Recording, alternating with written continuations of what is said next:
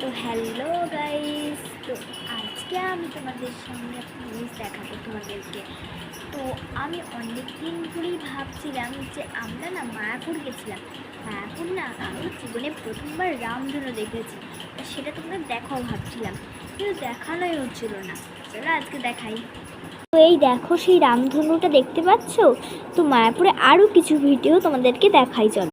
তো এই দেখো একটা ফটো, দেখো আমার মা বাবার ছবি।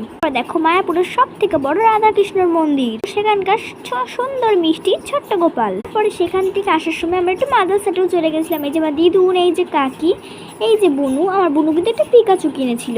এই যে আমি চুল পেঁচাচ্ছি, ওই দেখো আমার বাবা আর মা ভিডিওটা করছিল। তো এই দেখো মাদ্রাসাটার চারিদিক কি সুন্দর না। আমরা এই রুমটা নিয়েছিলাম, আর এখানে কিন্তু এসি ছিল না, কুলার ছিল। তো দেখো কত সুন্দর। আর এই যে আমার মা,